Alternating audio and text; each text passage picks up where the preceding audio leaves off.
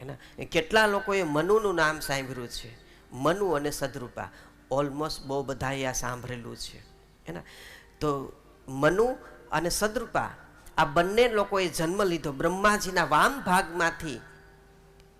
સદરૂપા અને મનુએ જન્મ લીધો. જન્મતાની સાથે બંને અલગ અલગ હતા, સ્ત્રી પુરુષ અલગ અલગ લીધા.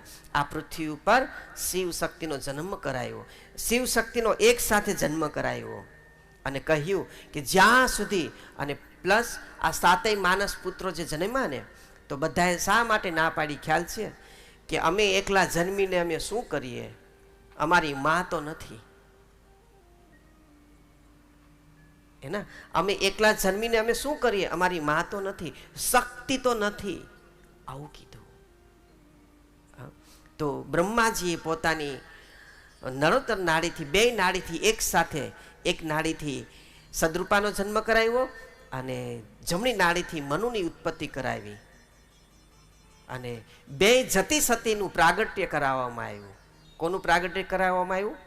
બોલો બધા મનુ ભગવાનની જય. મને થોડીક કથા કરાવતા આવડે હો, કોઈ કથા બેસાડો કરાવું ને.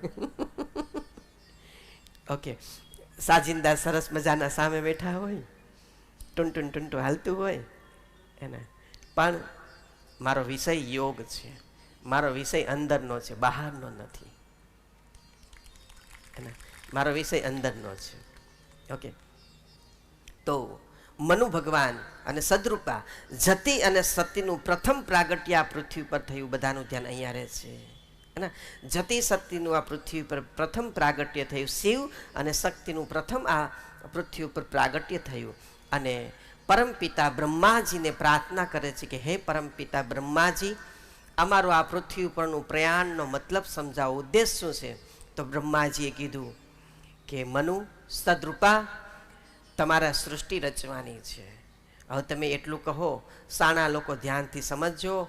આ ગુરુનો માર્મિક શબ્દ છે, માર્મિક શબ્દ ઉપર બહુ તમને બહુ બધું સમજાય એવું છે. એક મા બાપના કુખેથી બે લોકો જન્મે એને શું કહેવાય? ભાઈ બેન જ કહેવાય ને. બોલો બધા હા કે ના? અને એક મા બાપના કુખેથી એક દીકરો જન્મે અને એક મા બાપના કુખેથી એક દીકરી જન્મે, બે મા બાપના કુખેથી બે સંતાન જન્મે, દીકરો ને દીકરી, તો એનો ભાઈ બહેનનો રિશ્તો કહેવામાં આવે. તો સાક્ષાત પરબ્રહ્મ પરમાત્માએ એ બંનેને સ્ત્રી શક્તિ અને પુરુષ શક્તિનો જાતીય એટલે કે જતી સતીનો કેમ એનું મિલન થવું જોઈએ, કેમ કામ વાસના કામ વાસનાનું એમને આકર્ષણ બતાવ્યું. આ સૃષ્ટિ ઉપરની જો પ્રથમ કોઈ સાધના હોય તો એ કામ વાસના છે અને એને આજે આપણે બધા નેવે મૂકી આવ્યા છીએ. એના શાસ્ત્રોમાં છે બધું, પણ સ્પષ્ટીકરણ નથી ક્યાંય. કોઈ સ્પષ્ટતાથી, કોઈ કોઠાહૂસથી, કોઈ અનુભવતાથી કોઈ આપણને પારંગત કરાવતું નથી. તો પ્રથમ સ્ત્રી પુરુષનું આકર્ષણ બતાવ્યું, એમને જતી સતીની સાધના બતાવી કે આ રીતે સૃષ્ટિની રચના થાય. તો જ્યારે મનુ અને સદરૂપાનું મિલન થાય છે અને એને સદરૂપાના કુખે ધીમે ધીમે ગર્ભ વધે છે. ધીમે ધીમે 1 માસ, 5 માસ, 8 માસ અને 9 માસ એ ગર્ભના પૂરા થાય છે સદરૂપાને. અને સદરૂપાને 9 માસના ગર્ભ પૂરા થતાની સાથે જન્મ થાય છે એક બાળકનો. અને બાળકનો જન્મ થાય એટલે પહેલું કામ શું કરે? આપણે બધા અભણ છીએ, આપણે એમ કે રડવાનું કામ કરે. નહીં, રડે તો પછી. ઓકે, કોઈ પણ બાળક જન્મતાની સાથે, કોઈ પણ જીવ આ પૃથ્વી ઉપર જન્મે એ પછી ગાય પોતાના બચ્ચાને જન્મ કરાવતી, ઘોડી પોતાના બચ્ચાને જન્મ કરાવતી, ભેંસ, કૂતરી, જે કોઈ હોય તે, હે ને.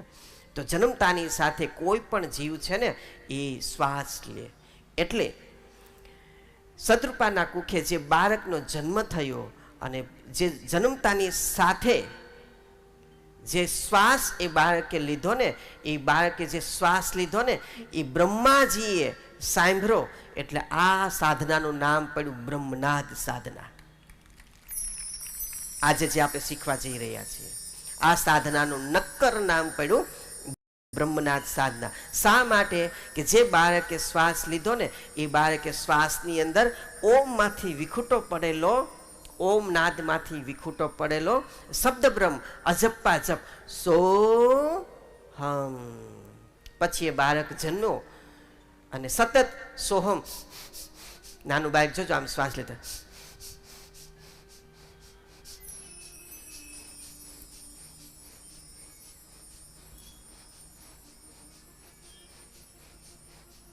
સતત શ્વાસની સાથે રહે છે, સતત અજપ્પા જપની સાથે રહે છે એ બાળક. અને ઓમ નાદમાંથી વિખૂટો પડેલો સોહમ નાદ છે, બ્રહ્માંડનું ગર્ભગૃહનું આ નાદ છે સોહમ. અને આ સોહમ આને ગુરુ મંત્ર કહેવાય છે, આને મહામંત્ર કહેવાય છે. કોઈ લોકો આને અમર મંત્ર કહે છે, કોઈ આને ગુપ્ત મંત્ર કહે છે, કોઈ આને અજર મંત્ર કહે છે, કોઈ આને સતનામ, કબીરમાં કોઈ હોય તો એને સતનામ કહે છે, બીજ મંત્ર કહે છે, બીજક કહે છે, વોટેવર અલગ અલગ રીતે બધાય ઓળખે છે. અને એટલું ધ્યાન રાખજો, આ ઓમ અને સોહમનું ધ્યાન તમે કરો ને એટલે તમારે કોઈ શ્લોક, કોઈ હનુમાન ચાલીસા, કોઈ ગાયત્રી મંત્ર, મહામૃત્યુંજય મંત્ર કે કોઈ પાઠ, કોઈ વેદ, કશું કાંઈ ભણવાની જરૂર રહેતી નથી. જેને ડાયરેક્ટ પરમાત્માને હાસિલ કરી લીધો હોય એને.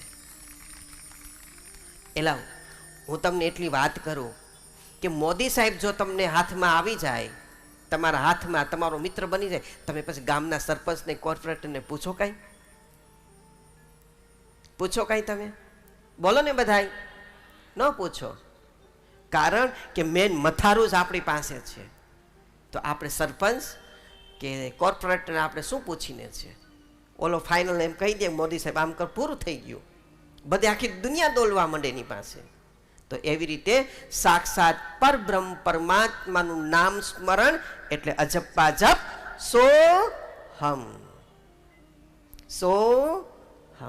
આજ આને ભજન કહેવાય. સંતો મહાપુરુષો, અરે સંતો મહાપુરુષો નહીં, ખુદ શંકર ભગવાન, ખુદ હનુમાનજી, ખુદ બુદ્ધ, ખુદ કૃષ્ણ એ પોતાના ખુદનું ધ્યાન ધરે છે.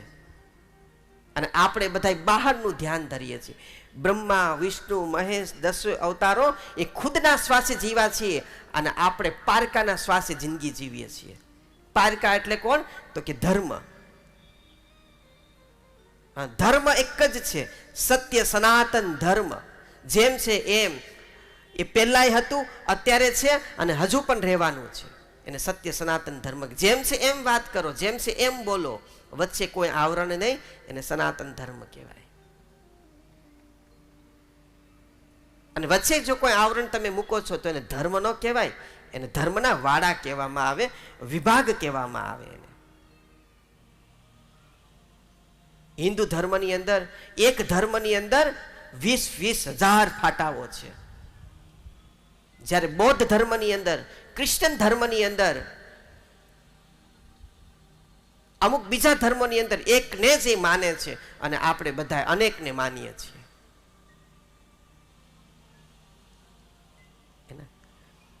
તો તમે સોહમની સાથે થઈ જાઓ ને એટલે પૂરું થઈ ગયું. તમે સોહમની સાથે રહ્યો ને એટલે શ્વાસે શ્વાસે ભજન થાય. સોહમ એટલે ભજન થાય. શ્વાસે શ્વાસે આને ગુરુ મંત્ર પણ કહેવાય, ગુરુ સ્મરણ પણ કહેવાય. જે કહો તે બધું અલગ અલગ છે.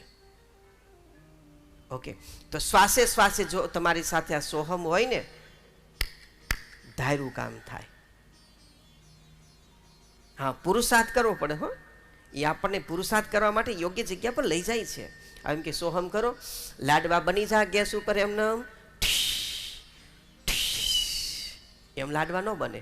એના માટે બધું લેવા જવું પડે, પછી કરવું પડે. હે ને? તો અજપ્પા જપ સોહમ. હવે આ સાધનાને અમુક સંસ્થામાંથી કે અમુક ગુરુઓ આ સાધનાને મોડિફાય કરી નાખી છે. આ સાધનાનું બીજું નામ આપી દીધું છે અને એવો વટ હુકમ કહે છે કે આ સાધના અમારા